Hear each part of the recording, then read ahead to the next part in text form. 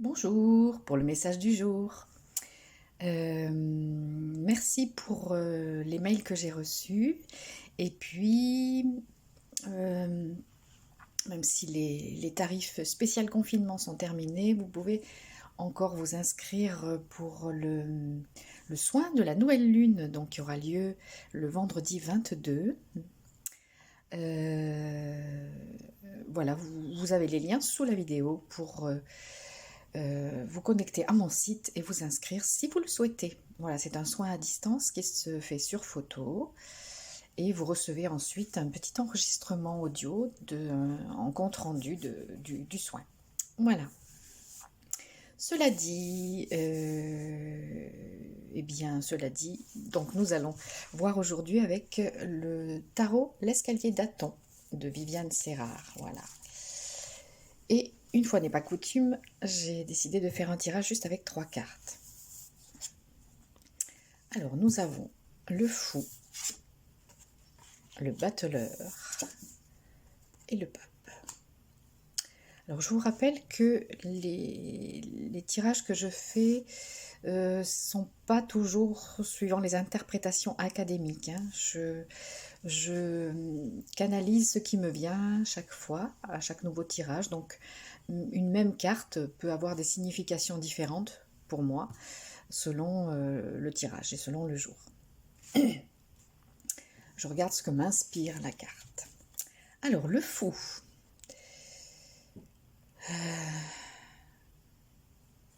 Le fou, ça me fait penser à ce qu'on appelle la sainte folie, euh, qui est une autre forme de sagesse.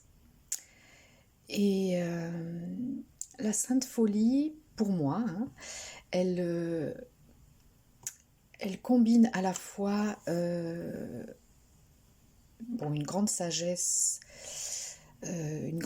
d'âme, mais aussi une grande fantaisie, une grande capacité d'émerveillement, de surprise, de spontanéité. Et le fou porte un regard donc plein de sagesse, mais plein de fantaisie aussi. Il dit une vérité que tout le monde peut entendre. Vous savez, dans les cours d'autrefois, il y avait le fou du roi, et le fou du roi était celui qui pouvait tout dire. Sous prétexte qu'il était fou, il pouvait tout dire, il pouvait se permettre de tout dire. Eh bien, nous pouvons aussi incarner cette folie-là, qui est donc une folie de sagesse, de spontanéité, de vérité, d'authenticité, et de créativité aussi, je dirais. Voilà. Le battleur. Alors le battleur, c'est la première carte du tarot. Et donc, ça signifie un recommencement. Un commencement ou un recommencement. Voilà, le battleur a la jeunesse d'esprit, l'envie, l'enthousiasme et la soif d'apprendre, de connaître, d'avancer. Donc nous pouvons aussi, d'autant plus dans les temps présents, nous mettre dans cette position du battleur et dans le renouveau, dans la renaissance. Nous sommes dans une période, on nous l'a dit plusieurs fois dans les tirages de ces derniers temps, où nous commençons vraiment quelque chose de nouveau. Donc c'est ce que nous pouvons incarner dans ce qui se passe collectivement. Et donc si c'est un tirage que vous prenez plus sur le plan personnel, quel que soit le jour où vous le regardez, eh bien voilà, ça signifie que vous êtes au début de quelque chose. Mais amusez-vous avec ça, amusez-vous avec le fait que vous êtes au début de quelque chose, réjouissez-vous. Prenez-le comme un jeu exaltant, passionnant et exaltant. Et le pape, donc le pape c'est la 5e carte du tarot. Alors,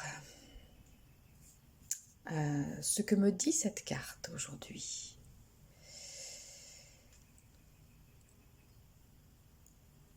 Elle me parle